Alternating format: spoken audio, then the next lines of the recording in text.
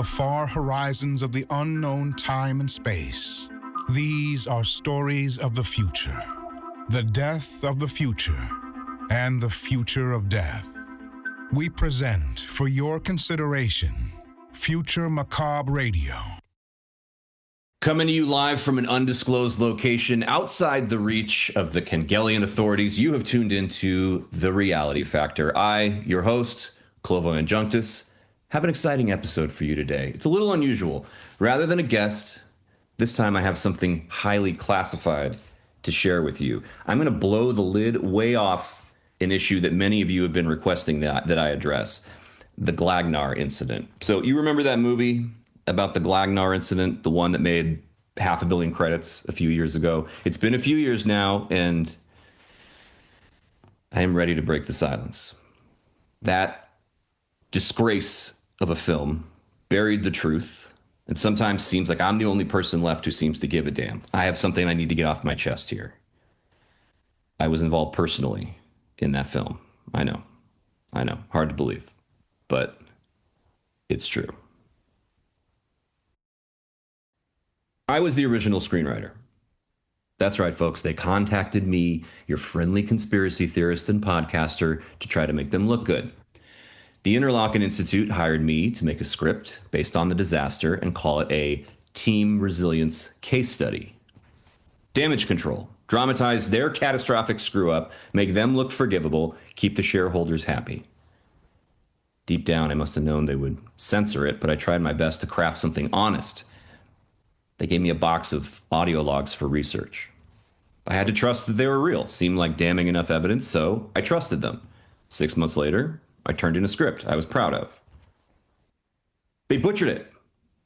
What ended up on the screens across the system doesn't resemble what I wrote or what happened on Glagnar. Maybe it's ego. Maybe I just can't live with the lie anymore. Either way, I'm playing you the tapes, unedited. And if anyone in Interlochen wants to silence me, try it. After what you did to my script, I would say our contract is void. As is always the case, you get the straight truth, unadulterated by ads for corporate sponsors, and you'll never hear me begging you for financial support by buying supplements or any junk you don't need. The only way I ask you to support the show is send in tips and material as you find it and spread the word. These audio logs were found left behind on space station Klasna. They were recorded on Glagnar or on an Institute command ship orbiting it. Just a note, I'm going to play them in the order I found them in, which isn't chronological. You can figure it out. It seems the soldiers brought the painful experiences back with them, and the remaining crew killed each other on the station. I don't know who was the last to survive. Maybe you can figure it out. In my script, it was Diggs. That's the first voice you'll hear. I've talked enough. I'll play the first tape. They followed us up here. I don't know how, but we aren't alone. The interlocutors hitched a ride back with us somehow, attached themselves to our minds. Doc said we all have PTSD from the dreams we had on Glagnar, but I know what it really is. Demonic possession.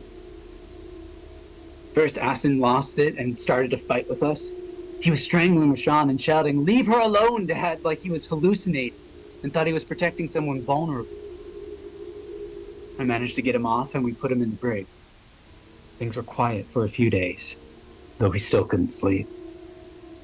The Malikor killed Asin when he was fighting him off. A wrench that was on the table went through his skull. In the next few days, I saw the others succumb. Dr. Tamura was complaining of a headache, and then we found him dead on the medbay floor. He had been treating Jackson. But Jackson... Rishawn and I were the only ones left. What was that sound? I've been here too long. Must be hearing things. No, that. The blip. There's a blip. Someone must be trying to send a transmission. Oh, the airlock is opening. Maybe they've come back for me. Audio log R7. This seemed to be a training scenario. Makes sense to play it early for you. It's far too dangerous to go down personally. The air gives people shadow lung syndrome, and the flora and fauna are deadly. We go with drones we individually control. They don't need food, and if they get destroyed, you just wake up here on the ship. When the mission is complete, or one is unfortunate enough to die down there, your consciousness will be merged back into the body that is safely resting in a cryo chamber here on the station.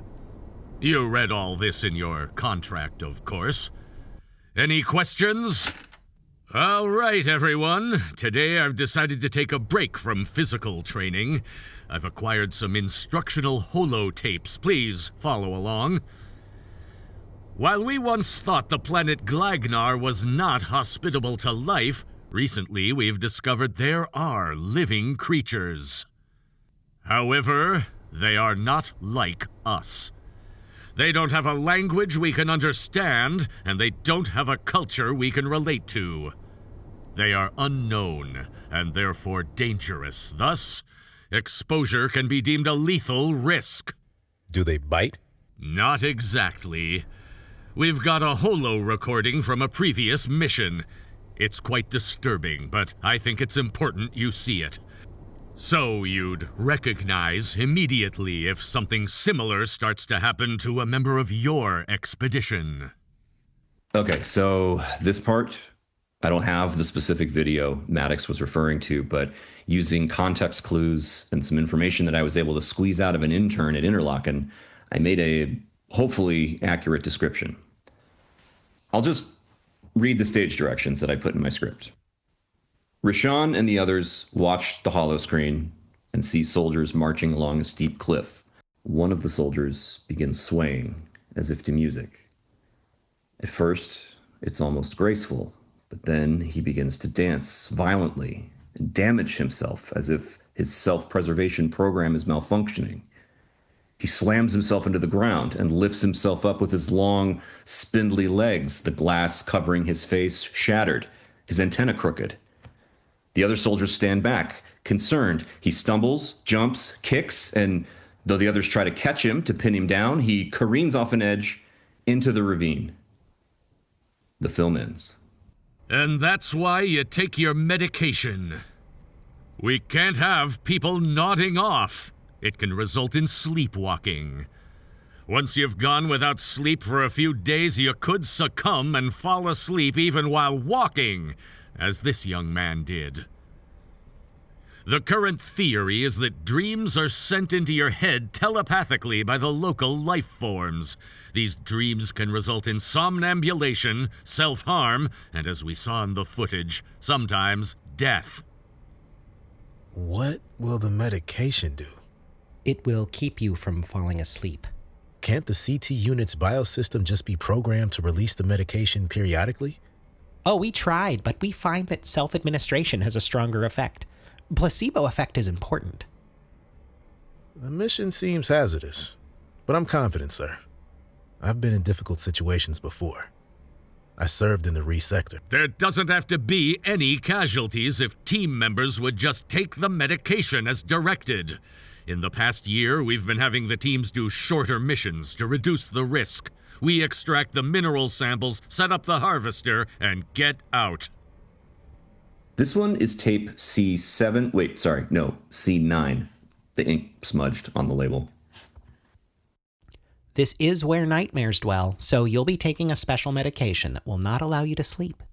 On Glagnar, sleep can be fatal. Lack of sleep can be too. Hey, Doc? It's my job to keep you alive. I'm sure you'll be fine. Sleepwalkers often commit suicide on the planet. They shoot themselves, they hang themselves, drive hypodermic needles into their neck. They'll jump off high structures. That's why the mission is only 3 days.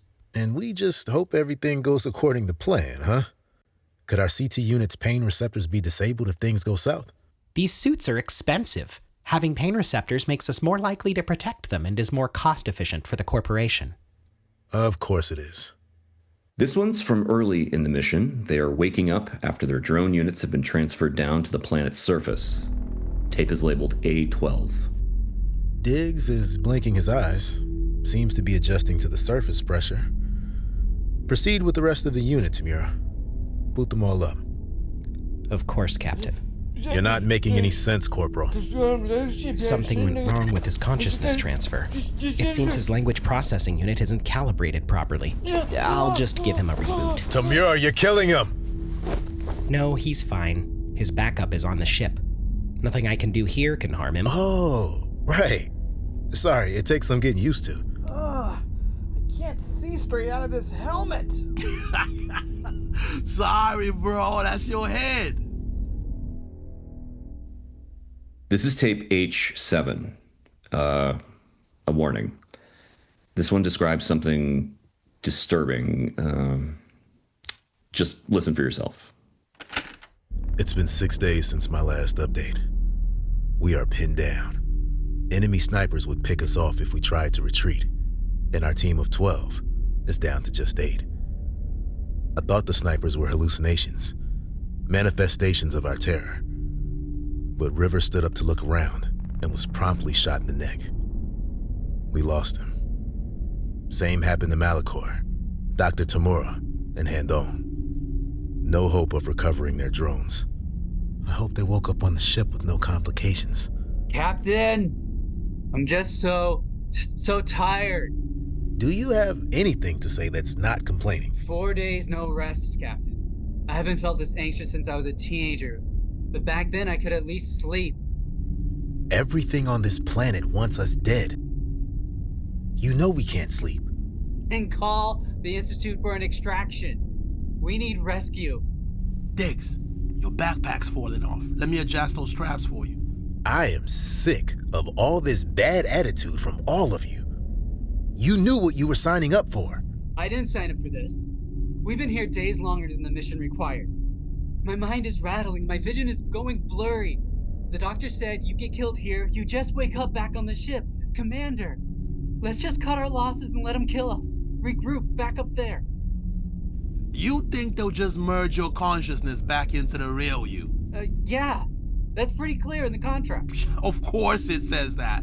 It just says that so you'll come back with the mineral samples. I watched a guy get eaten by a plant. Roscoe got crushed by a falling boulder, and Malikor, Don't you think, after all the violence, everyone we've lost, the atrocities we've witnessed, we'll be better off with those memories gone? I don't think so. Loss makes us stronger, gives us appreciation. I lost someone close to me once. Sure, the loss of a pet maybe, a loved one who lived a long, healthy life, but Malikor, his body was torn apart. We saw that. He was crying out in pain as he tore off his own limbs, Captain. Wouldn't you erase that from your memory, if you could? Just a total wipe, clean slate. Erase the pain. Sign me up for that. I want to remember Malikor as he lived. His good moments, not that. He looked me in the eyes as he...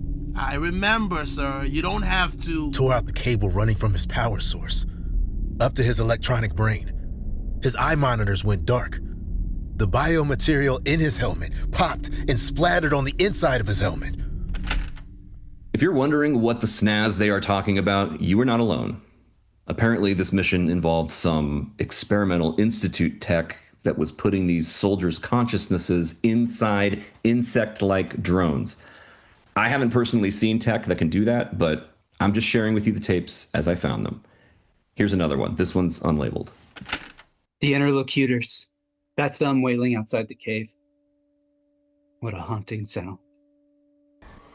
They consider us trespassers. I suppose we are. Hey, did you?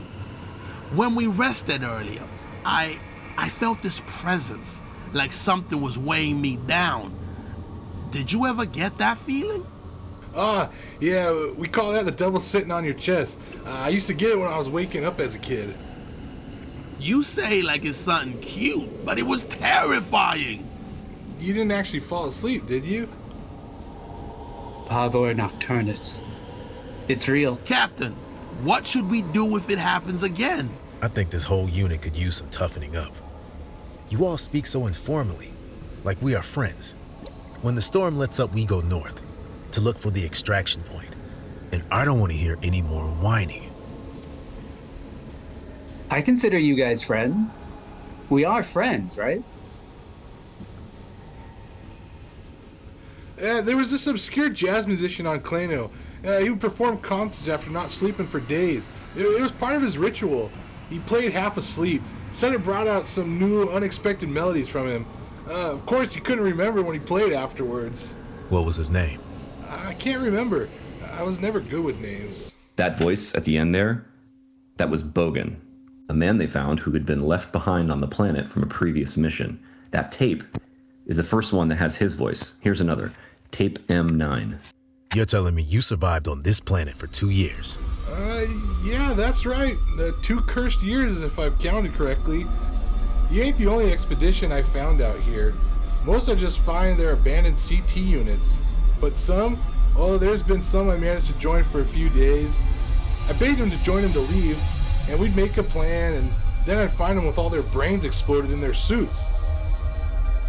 One group early on, they did leave me with a box of protein bars, but then they just stopped sending down units with food. How do you survive sleep? Your medication must have run out a long time ago. Yeah, it's kind of funny. Back home when I was a kid, I had this head injury from a speeder accident. I got this condition where I just never dream. It was a disability back home, but I guess here it comes in handy. The Phantoms can't target me with their psychic powers, and I get extra time to focus on learning how things work on this planet. Phantoms, sure. That's a good term for them. We call them the interlocutors. It started as a joke, but it caught on. The cave seemed like a good place to avoid the lightning storms, but the stalactites are super sensitive to gravitational changes beneath them. You have to throw a heavy object ahead of you every step of the way, and then they come crashing down to the ground, and you're golden. Catch up! When you rest, you have to have a perimeter of these green rocks around you, or the Glishnar, they'll come and they'll try to steal your gear, take the screws out of your equipment, mischief like that. Over this ridge, we'll come to a lake. There's actually an island in the center with some fruit that should be ripe. I've harvested it before, and it's decent. We don't need to eat, but we can accompany you for your protection. I'm impressed you managed to survive this long. How do you manage to swim here? Don't the seaweed sepals grip you and pull you under? We were warned to never enter a body of water in our training. Those little seaweed suckers? Carnivorous plants. Easy. Just apply some Glishnar saliva to your legs. Makes you so slippery, they can't get a good snag on you. What? How do you get glacier saliva? Just feed a Glishnar a Normula berry or two, then collect the drool that pools on the ground. They like the taste, but it numbs their mouth. I've got some in this jar. Put it on your legs and we can go. I still have to eat, so I'm gonna go over there. And if you want to come with, we can bring back more fruit. Do as he says. He clearly knows what he's talking about. Surviving here for 2 years. Pick out the Lufawada seeds from your boots before you get in the water. Trust me, you don't want to make that mistake. Unfortunately, that tape ends abruptly there. Here's another tape, R7. The team arrived at the extraction point and made this recording. Tape labeled V2. The extraction point is just over there.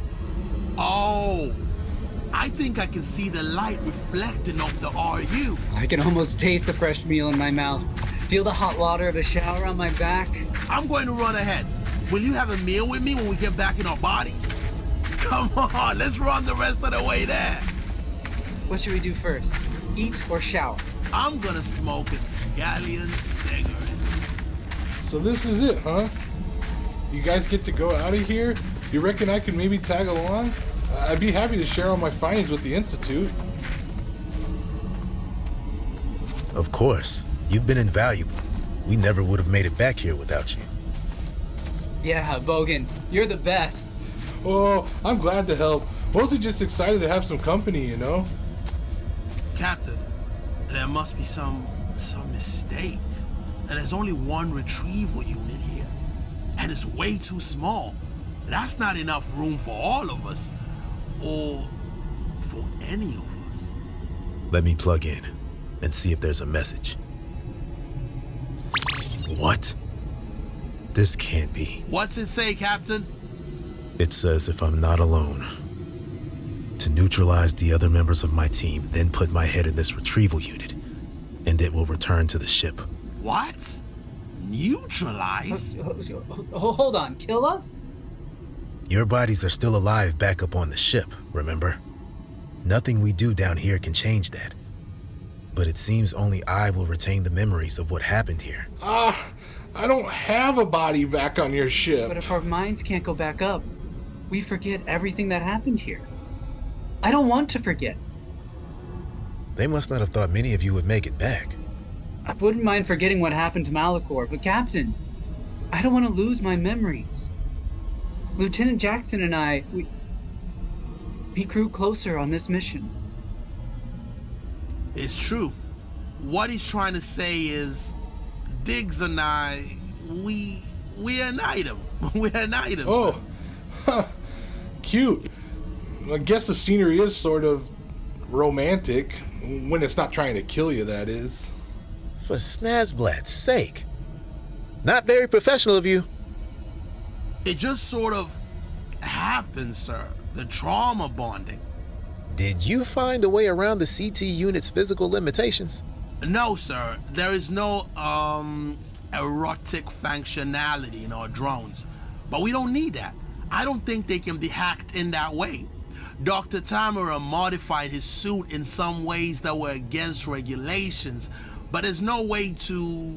He's a clever bastard. I would put it past him to outsmart the designers of the suits to do something like that. Oh, I'm getting a call from the higher-ups. Go ahead. We can tell you've reached the extraction unit. What's the holdup, Captain? Over. Excuse me. Hold on a moment, Commander. I have to step aside. We found another man on the surface. I'm not familiar with the protocol for how to save him. Over. There's no protocol to rescue a survivor. Over. No protocol. So, I'm just to leave him? Do I have to spell it out for you? If there's no protocol for something, you don't do it. These soldiers, they have no discipline. They are afraid of everything. Lazy and slow, terrible aim. Well, you and I both know why they make poor soldiers. Because they are straight out of training? Huh?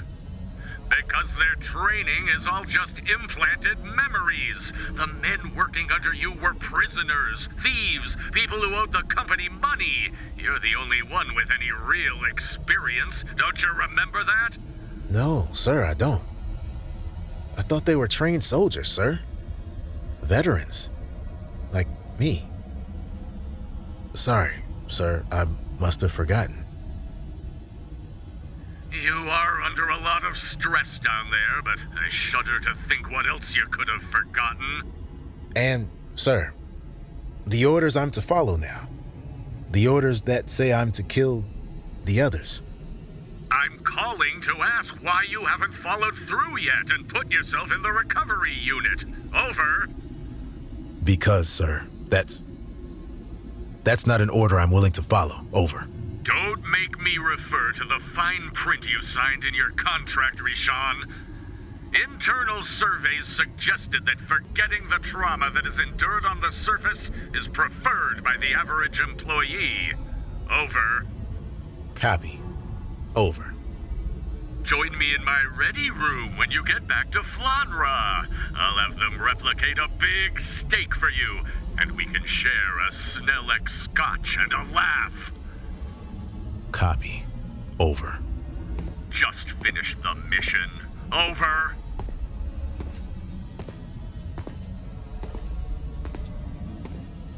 I don't see any other way out, guys. My orders are to kill you all. I don't want to, but we have to get back somehow. While you were gone, sir, we had an idea. I think there's a way to upload multiple consciousness patterns into a single unit. The storage drive has plenty of space. The quantum storage matrix has more than sufficient capacity. We're talking exabytes of index memory space. What Tamura was telling me about nested engram partitioning seemed irrelevant at the time, but now I understand. He left a complete protocol sequence in my computer. I just have to partition our neural matrix into separate nodes. If we can maintain phase lock during the transfer, Diggs and I can both integrate into Rishawn's drive as discrete consciousness threads. What? Independent neural architectures sharing the same bioelectrical substrate. Wait, what? It almost sounds too easy. Once we're back on the ship, we just decouple and dough the surviving minds back out to the bodies that remain in stasis. Tamura is probably already out of suspension and monitoring for our biosignatures. He'll have the medical bay prepped for the reintegration procedure. That may work for most of us, except Bogan. He has to stay. There's no way he could fit in the retrieval unit. I can't do a new mind extraction here on the planet, not without specialized equipment. I see. It's been interesting, fellas. I guess I'll have to wait a bit longer, eh? That's all right. What's another year or two? you were invaluable on the mission. We couldn't have made it without you. I'll see what I can do. Send back a shuttle, one that can fit an entire body. I'd certainly appreciate it, sir. What was your rank on your mission? I didn't have one. I was the ship's cook. When you make it back, I'll grant you a rank and ensure you are given quarters and counseling, and income, and a position with my unit. Sound acceptable? Oh, yeah, that sounds pretty good. It's been fun to have some company. It was an honor to meet you, and I'm sorry you can't come with us, brother.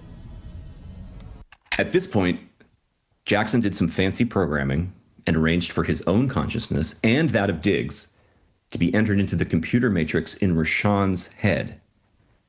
I imagine it was crowded in there. I wonder how they handled simultaneous internal monologues. It's just something we have to imagine. There's no audio log for that part. But Rishawn would have placed the extraction module on his shoulders, and then there was a separation where his robotic body would have fallen to the ground, rocket thrusters burn it to cinders, and the head in the extractor launched up into the atmosphere. In my screenplay, I planned out the whole sequence, and the RU unit shoots up through the atmosphere and lands into the mouth of the cargo bay on the ship orbiting the planet. The extraction was mostly a success. Rishawn is reunited with his body, as is Jackson. I'm pleased he found a creative solution. I had to do a swap with Diggs. His body perished last week due to a malfunction with the cryo chamber, so he is in a body that was labeled Pershing. Jackson's consciousness was lost. There was an error during upload, so I'll have to wake up his body and explain to him why he lost a few weeks. Rishawn, are you able to hear me? Doc, you got any stronger drugs? That extraction, it hurt. My soul feels sore. I don't know how else to describe it. I'm sorry. It's true the drugs are a low dosage. I've told them we need higher doses. Anything to save a buck. Bogan! We have to rescue Bogan! What's that? Who are you talking about? There was another survivor on planet from a previous expedition. I feel weird, Doc. Am I hallucinating? My body feels out of shape. Arms longer than I'm used to. I'm afraid you didn't make it. Your body, that is. I swapped you into a spare we had packed along. His name was Pershing, or that's what the label on his cryo chamber read. What happened to Pershing? Maybe he owed so much to the Institute they seized his body as if it was an asset. I've learned not to ask questions like that. I don't mind being taller. It's all right. We have to send a shuttle down to pick up Bogan. He saved us. That's impossible. The Institute has a streamlined budget and there's no room for variance. That's not acceptable, Tamura. Wake up Jackson and get to work on a solution. The Institute lied to us, so we aren't obliged to follow their orders anymore. I'm in charge of this mission, and I say we don't leave any man behind. Once we have him up here, let's go home. Tape labeled 88. Captain, been a few days since we woke up. Can we talk about it? I don't want to talk about it. There are samples to analyze, reports to write. Captain, You never told us that you lost your wife to Kangelian soldiers. I'm so sorry. When our consciousnesses merged, I felt your pain. I felt like I was there with you, holding her in your arms as she died.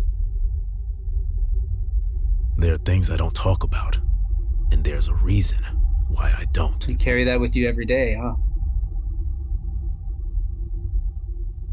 I suppose you're on the commander's shit list, bringing us all back like that. What can you do? Try to be a good soldier, and sometimes orders contradict your sense of right and wrong. My hippocampus got filled with your memories, and I could hear his voice over the comm as he was yelling in my headphones. He said something like, "You have to neutralize the remaining team members. Internal survey suggested that forgetting the trauma that is endured down on the surface is preferred by the average employee." Yes, he said that. And then you said, "I bet you'll also conduct an investigation of this incident and find you did nothing wrong." No, I merely thought that. Interesting that you couldn't tell words said aloud apart from my thoughts. Can you get to work now?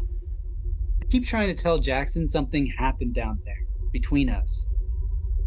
But he just looks at me blankly. He doesn't remember. It's so cold. I feel so alone, like no one else went through it but me. So I just need you to tell me it was real.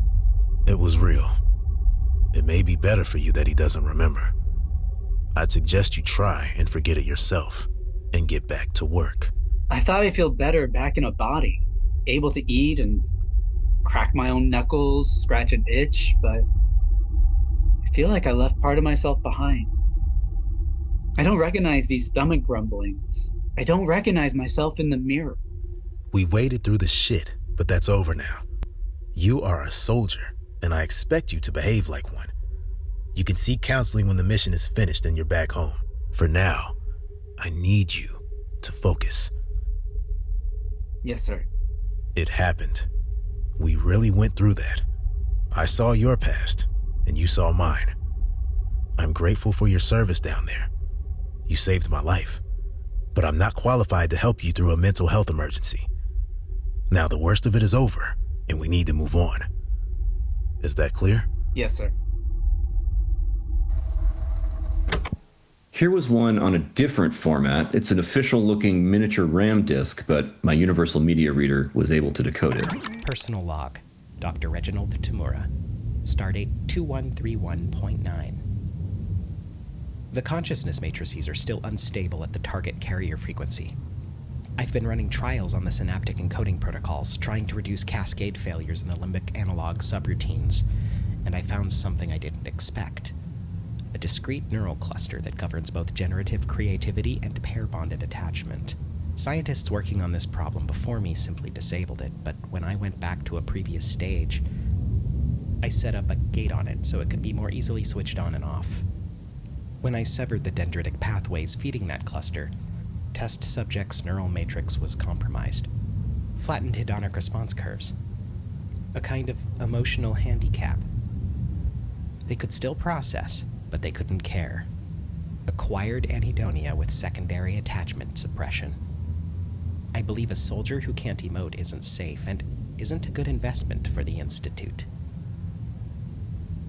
This relates to my entry on Stardate 2131.2 when using recursive engram partitioning. I compressed multiple discrete identity matrices into a single head unit. Standard protocol says only the commander's matrix survives reinsertion. By going on this mission myself, I'll be essentially signing a suicide pact for one of my future selves. As a scientist, I find that epistemically unconscionable. So, I'm deviating from protocol. I'm reactivating the neural cluster in my own matrix and the others before upload, and I've encoded a partition decoupling sequence into every soldier's supplemental memory buffer. When my drone goes down on Glagnar, the others will have the blueprint to attempt an identity coalescence sequence on their own. The margin for error isn't small, but losing everything we could learn down there is worse. If I'm going along on a mission, I want the soldiers protecting me to be able to feel love. Where did I put my coffee? Oh, end log.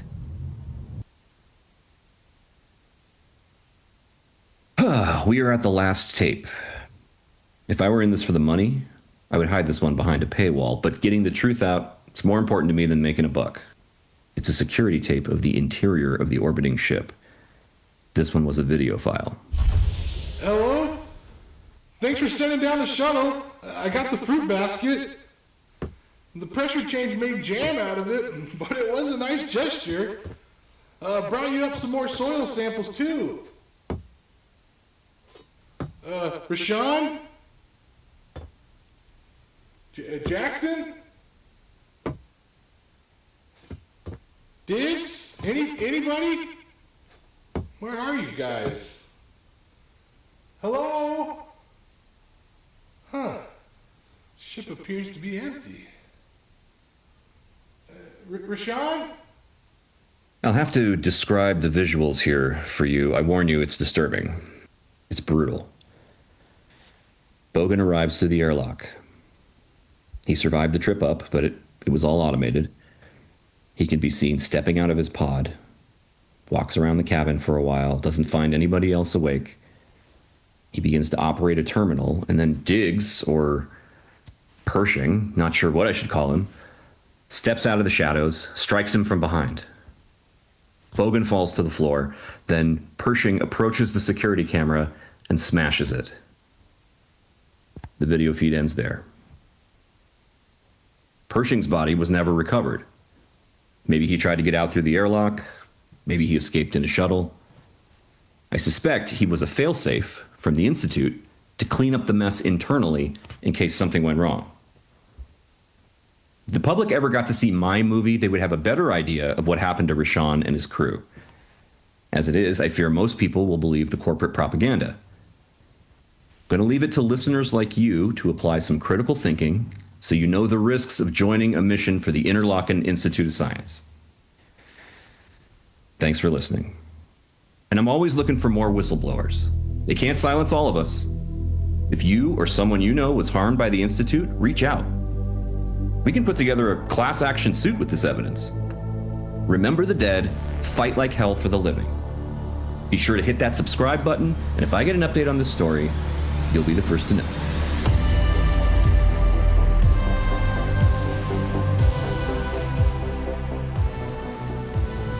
You were listening to That's Why You Take the Medication, Future Macabre Radio Season 2, Episode 5, by Isaac Paris, copyright 2026. If this was your first episode, you can listen to the other 12 for free at futuremacabre.bandcamp.com. They can be listened to in any order, each is a distinct story like The Twilight Zone. This episode featured Chip Brooks as Clovo, Ronin Lee as Captain Rishawn, Tim Harrod as Commander Maddox, Chase Clark as Bogan, Maya Miko as Jackson, Adrian Acosta as Dr. Tamura, Joseph Harris as Diggs, and me as Malikor, with sound from Ocular, Synergy, and Scaper from Sampleson, music at the end there by Francesco V.